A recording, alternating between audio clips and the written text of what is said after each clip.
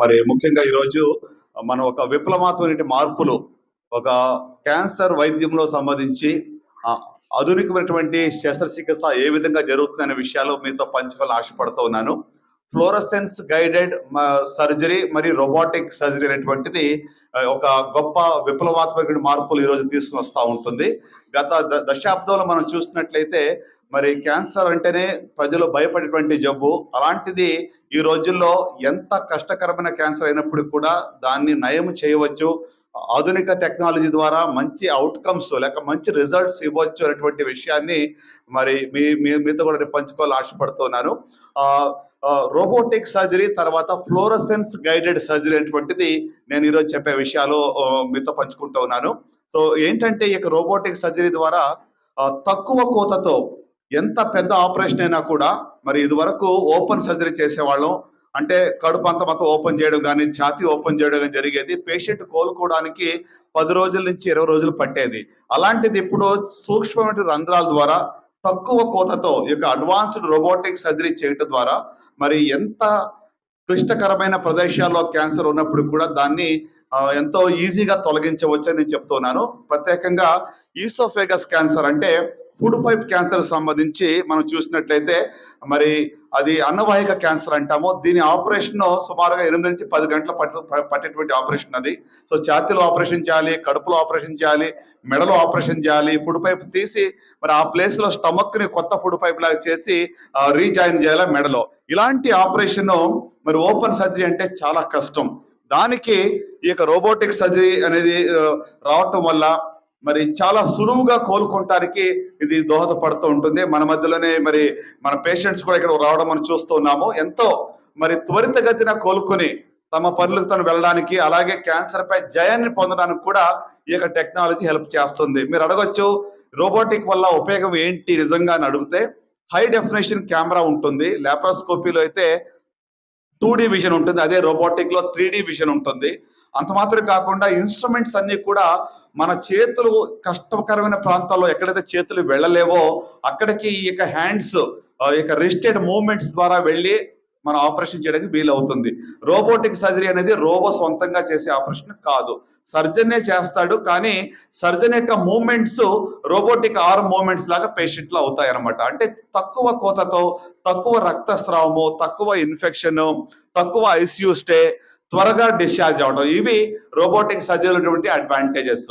So మరి ఇందాక మనం మీతో చెప్పాను, ఈ యొక్క ఫ్లోరసెన్స్ గైడెడ్ సర్జరీ అంటాం. ఇది కొత్తగా వచ్చేటువంటి టెక్నాలజీ. దీని ద్వారా ఏం జరుగుతుందంటే, మరి ఉదాహరణకు చెప్పాలంటే ఈ యొక్క ఈసోఫేగస్ సర్జరీలో మరి ఒక థొరాసిక్ డక్ట్ అనేటువంటిది ఒక ఇంపార్టెంట్ ఒక ఛానల్, లింఫాటిక్ ఫ్లూయిడ్ క్యారీ చేసే ఛానల్ ఉంటుంది. ఆ ఛానల్ కి ఇంజురీ జరిగితే పేషెంట్ కోలుకోవడానికి వీలు లేదు. సో దానిని తెలుసుకోవడానికి ఇక ఫ్లోరసెన్స్ గైడెడ్ టెక్నాలజీ హెల్ప్ చేస్తుంది. అంటే ఈ యొక్క లింఫాటిక్ ట్రాక్ ఎలాగుంది అనేది ఒక మంచి కెమెరాతో ఒక డై ఇంజెక్ట్ చేసి ఆ కెమెరాతో దాన్ని ట్రాక్ చేసి దాన్ని మనం సేవ్ చేయడానికి, దానికి హాని చేయకుండా ఖచ్చితత్వంతో ఆపరేషన్ చేయడానికి ఇది దోహదపడుతుంది. అంటే ఖచ్చితత్వమైన ఆపరేషన్, తక్కువ నొప్పి, త్వరగా కోలుకునేటువంటి యొక్క మరి సౌలభ్యము ఈ యొక్క ఫ్లోరసెన్స్ గైడెడ్ రోబోటిక్ సర్జరీలో ఉంటుంది. అంటే ప్రిసిషన్ సర్జరీ అంటాం. అంటే ఇది వరకు అందరికీ ఒకే రాగా ట్రీట్మెంట్ ఇచ్చేవాళ్ళు, ఇప్పుడు అట్లా కాదు. ప్రతి ఒక్కరి యొక్క ట్యూమర్ యొక్క బయాలజీ ఎలా ఉందో, ఏ లొకేషన్ లో ఉందో చూసి దానికి తగినట్టుగా ప్రిసిషన్ అంటే ఖచ్చితమైనటువంటి ట్రీట్మెంట్ అనేది లేక ఆపరేషన్ అనేది చేయడం జరుగుతుంది. ప్రత్యేకంగా ఆడవాళ్ళలో క్యాన్సర్లు మనం చూస్తే మరి గర్భాశయ ముఖద్వారపు క్యాన్సర్ కావచ్చు, గర్భాశయ క్యాన్సర్ కావచ్చు, వీటికి కూడా ఇక robotic surgery plus fluorescence guided surgery వల్ల మరి ఖచ్చితత్వం మాత్రమే కాకుండా అనవసరమైన ఆపరేషన్ చేయకుండా ఉండడానికి వీలవుతుంది. మీ అందరికీ తెలిసే ఉంటుంది, తల్లిగడ్డతో పాటు పిల్లగడ్డలు అంటే లింఫ్ గ్లాండ్స్ కూడా తీస్తూ ఉంటాము. సో అన్నెసెసరీగా లింఫ్ గ్లాండ్స్ తీయకుండా ఏ లింఫ్ గ్లాండ్స్ లో జబ్బు పాకిందో వాటిని మాత్రమే తెలుసుకోవడానికి ఇక ఫ్లోరసెన్స్ టెక్నాలజీ హెల్ప్ చేస్తుంది.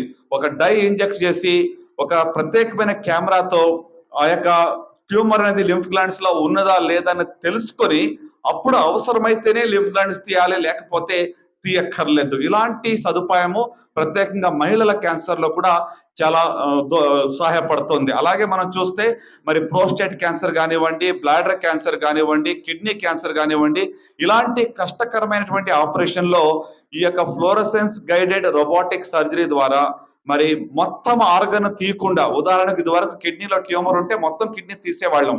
ఇప్పుడు పార్షియల్ నెఫ్రెక్టమీ అంటామంటే ఆ భాగాన్ని మాత్రమే క్షేమంగా తీయగలుగుతున్నాం. మొత్తం ఆర్గన్ తీయకుండా ఈ యొక్క సర్జరీ చేయడం అనేది జరుగుతుంది. అలాగే మరి మీరు చూస్తే పెద్ద పేగు క్యాన్సర్ లో కూడా ఈ యొక్క ఫ్లోరోసెన్స్ గైడెన్స్ ద్వారా ఒక పేగుకు రక్త సరఫరా బాగా ఉందా లేదా, ఆపరేషన్ కంప్లీట్ గా చక్కగా జరిగిందా లేదా అని వెరిఫై చేసుకుని తక్కువ కోతతోనే మరి తక్కువ మచ్చతో తక్కువ రక్తస్రావంతో ఈ యొక్క ఆపరేషన్ అనేది చేయడం జరుగుతూ ఉంది. సో అంటే ఓవరాల్ గా మీరు మీ అందరికీ నేను చెప్పవలసిన విషయం ఏంటంటే, ఇటీవల వచ్చినటువంటి మార్పుల వల్ల ప్రత్యేకంగా ఈ యొక్క మరి advanced robotic and fluorescence guided surgery వల్ల లంగ్ క్యాన్సర్ లాంటివి, ఈసోఫెగస్ క్యాన్సర్ లాంటి ఆపరేషన్స్ చాలా సులువుగా చేయగలుగుతూ ఉన్నాము. నిన్న రోజున ఒక రోబోటిక్ లంగ్ సర్జరీ చేశారు లంగ్ క్యాన్సర్ కు.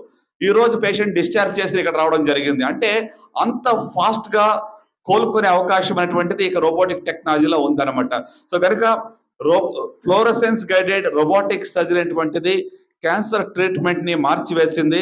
ప్రజలు భయపడక్కర్లేదు. క్యాన్సర్ అంటే క్యాన్సర్లు జీవితంలో ఇంకా ఆశ లేదు అనేటువంటి భయాన్ని పొందవలసిన అవసరం లేదని నేను చెప్తున్నాను.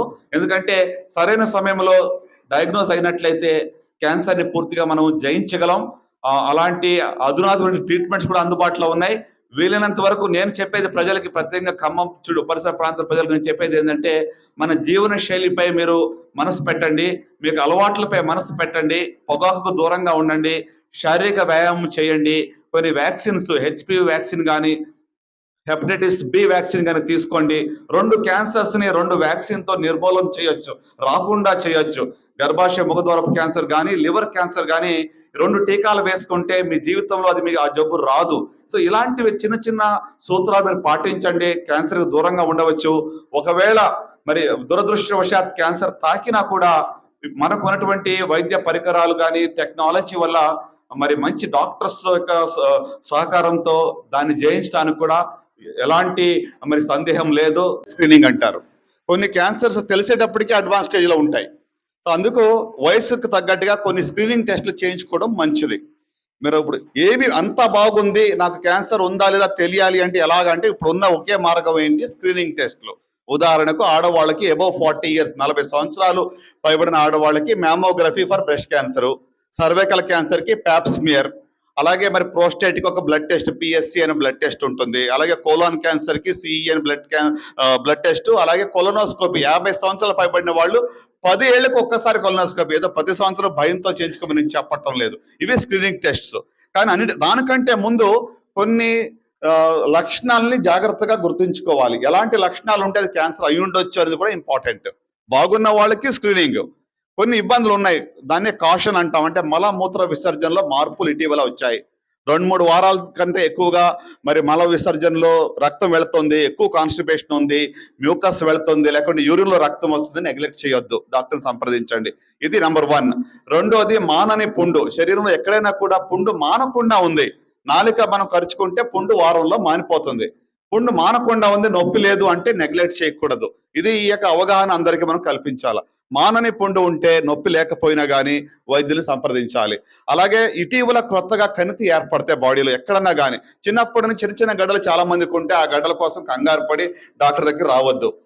ఇటీవల కొత్తగా కణితి ఏర్పడింది, రొమ్ములో కానీ శరీరంలో ఎక్కడన్నా కూడా నొప్పి లేదు, పెరుగుతూ ఉంది అంటే మాత్రం డాక్టర్ని సంప్రదించండి. అలాగే మరి కొత్తగా ఇటీవల మీకు వాయిస్ లో మార్పు వచ్చింది, నోరు బొంగురు పోయింది. ఈ రోజులో కోవిడ్ వచ్చిన తర్వాత గొంతుకు బొంగురు పోవడము, దగ్గు అంటే ఒక నెల దాకా వస్తుంది. ఈ మధ్యలో నెలకు పైబడిగా దగ్గు వస్తూ ఉంది, లేకుంటే వాయిస్ బొంగురు పోయింది అంటే మాత్రం నెగ్లెక్ట్ చేయవద్దు. అలాగే మరి ఇంకా పుట్టుమచ్చల్లో ఏమైనా మార్పులు వస్తాయి అంటే, చిన్నప్పటి నుంచి పుట్టుమచ్చ అలాగే ఉంది, పెరగటం లేదు, దురద లేదు, బ్లీడింగ్ లేదు అంటే ఏమి చేయక్కర్లేదు. కానీ అక్కడ సైజు పెరుగుతుంది, ఇచ్చింగ్ అవుతుంది, బ్లీడింగ్ అవుతుంది అంటే డాక్టర్ని సంప్రదించండి. లేక ఇటీవల బరువు తగ్గిపోతున్నారు, చూసిన వాళ్ళందరూ అంటున్నారు ఏంటి బాగా బరువు తగ్గావు, వీక్ అయిపోయినావు అంటున్నారు. నెగ్లెక్ట్ చేయకండి ఆ సిమ్టమ్ని. సరే, ఇవన్నీ గుర్తుపెట్టుకోవడానికి కష్టంగా ఉందంటే ఒకే ఒక సింపుల్ సలహా చెప్తాను. శరీరంలో 200కి పైగా మరి క్యాన్సర్ రకాలు ఉన్నాయి. తల వెంట్రుకలు, మన గోర్లు తప్ప ఎక్కడన్నా క్యాన్సర్ రావచ్చు. కానీ అసలు మనలో ఉందా లేదా తెలియాలి ఎలాగా అంటే, ఏమీ సిమ్టమ్స్ లేవు, బాగున్నాను అనుకున్నప్పుడు స్క్రీనింగ్ చేయించుకోవాలి. అది ఒకటి. రెండోది, మీకు ఏదన్నా మీ బాడీ మీతో మాట్లాడుతూ ఉంటుంది. మీకు ఏదో తేడాగా ఉందని ఎక్కడో ఒక సైన్ ఇస్తూ ఉంటుంది. దాన్ని గ్రహించండి చాలు. ఎగ్జాక్ట్ గా ఎన్ని సిమ్టమ్స్ గుర్తుపెట్టుకుని రోజు భయంతోనే ఉండాలని నేను చెప్పడం లేదు. మీ బాడీ మీకు చెప్తుంది ఏదో అంతా మంచిగా లేదు అనిపిస్తుంది, ఏదో మానసికంగా మెంటల్ గా ఆలోచించుకుని వచ్చిన దాని గురించి నేను చెప్పడం లేదు. మీ బాడీ మీకు చెప్తుంది ఎక్కడో బాగా లేదు అని. అప్పుడు నెగ్లెక్ట్ చేయకుండా మీరు స్క్రీనింగ్ పరీక్షలు చేయించుకోండి. దాని ద్వారా ఈ జబ్బుని మనం ముందుగా కనుగొచ్చు. ముందుగా కనుగొంటే పూర్తిగా నయం చేయవచ్చు. రిజల్ట్స్ ఇప్పుడు అర్లీ స్టేజ్ లో పూర్తిగా క్యూర్ గురించి మాట్లాడుతున్నాం. ఇప్పుడు ఫ్లోరసెన్స్ రోబోటిక్ సర్జరీ అనేది అర్లీ స్టేజ్ లోనే చేస్తాం. లేట్ స్టేజ్ 4 లో సర్జరీ అవసరం కూడా ఉండదు అసలు. మీకు కాస్ట్ ఎక్కువ ఉంటుందా? చాలా మంచి ప్రశ్న అడిగారండి. Robotic surgery, laparoscopic surgery, open surgery cost చూస్తే ఓవరాల్ గా రోబోటిక్ సర్జరీలో ఇనిషియల్ కాస్ట్ 1,50,000 ఎక్కువ ఉన్నా కానీ ఓవరాల్ రిజల్ట్స్ ని కంపేర్ చేస్తే ఇది కాస్ట్ ఎఫెక్టివ్. ఎందుకంటే తక్కువ రోజులు హాస్పిటల్లో ఉంటున్నారు, త్వరగా రికవరీ అవుతుంది, బ్లడ్ ట్రాన్స్ఫ్యూషన్స్ లేవు, ఐసీయూలో ఉండటం లేదు, అలాగే మరి మీ పనికి కూడా త్వరగా వెళ్ళగలుగుతున్నారు. సో ఓవరాల్ గా మనం కాస్ట్ అనాలిసిస్ చేస్తే బెనిఫిట్ రోబోటిక్ లోనే ఉంటుంది. కానీ ఇనిషియల్ కాస్ట్ 1,50,000 వరకు లాప్రోస్కోపిక్ కన్నా ఎక్కువగా ఉంటుంది robotic cost. But total cost లో బెనిఫిట్ విత్ రోబోటిక్ సర్జరీ ఉంటుంది. ఎలాగ వస్తుంది అని అడిగారు, చాలా మంచి ప్రశ్న. 90% క్యాన్సర్స్ వంశపారంపర్యంగా వచ్చేవి కావు. అవి స్పొరాడిక్ అంటాం. అంటే మన యొక్క జీవన శైలి కావచ్చు, మన స్ట్రెస్ కావచ్చు, మన అలవాట్లు కావచ్చు, ఇవన్నిటికీ లింక్ అయి వచ్చేటువంటిది 90%. 10% మాత్రమే వంశపారంపర్యంగా వచ్చేటువంటిది. తర్వాత క్యాన్సర్ వైద్యానికి మరి ఇన్సూరెన్స్ పనిచేస్తుందా? ఖచ్చితంగా పనిచేస్తుంది. రైట్. ఆరోగ్యశ్రీ వర్తిస్తుందా? ఆరోగ్యశ్రీ కూడా వర్తిస్తుంది. ఆరోగ్యశ్రీ స్కీమ్ ద్వారా ప్రతి క్యాన్సర్ కూడా ట్రీట్మెంట్ మరి ప్రభుత్వం ఉచితంగానే ఇస్తూ ఉంటుంది. రోబోటిక్ సర్జరీ ఆరోగ్యశ్రీలో లేదండి, ఇంక్లూడ్ కాలేదు. ఇది వరకు రోబోటిక్ ఇచ్చేవాళ్ళు కాదు. నేను రోబోటిక్ 2012లో స్టార్ట్ చేశాను, అపోలోలో పనిచేస్తున్నప్పుడు. అప్పుడు జనం ఏదో ఒక మార్కెటింగ్ జిమిక్కో లేకుంటే కార్పొరేట్ హాస్పిటల్స్ ఏదో ప్రజలకి మభ్య పెడతానికి ఏదో చేస్తారన్నటువంటి మైండ్ సెట్ ఆ రోజుల్లో ఉండేది. కానీ గత 14 సంవత్సరాల్లో ఇప్పుడు మొత్తం మారిపోయింది. అంటే ఎవిడెన్స్ ఉంది, ప్రజలు నిజంగా బెనిఫిట్ అవుతుంది అనేది బియాండ్ డౌట్ ప్రూవన్ అనమాట. అంటే ఇదేదో మనం ఏదో నమ్మించడానికో ఎవరికో ఏదో సేల్ చేయడానికో చెప్పేటువంటి విషయం కాదు. కనుక దీని అడ్వాంటేజెస్ 100% ఉన్నాయి. ఇప్పుడు ఎట్లా ఉందంటే సింపుల్ గా చెప్పాలంటే పల్లె వెలుగు, ఎక్స్ప్రెస్, ఓల్వో ఏది బెటర్ అంటే ఏం చెప్తాం? పైసలు ఉంటే ఓల్వో బస్సులో ఎక్కెళ్తారు కదండి. So as simple as that అట్లా. విజయాన్ని పొందవచ్చు అనే విషయాన్ని మీ అందరితో కూడా పంచుకుంటున్నాను. Thank you so much.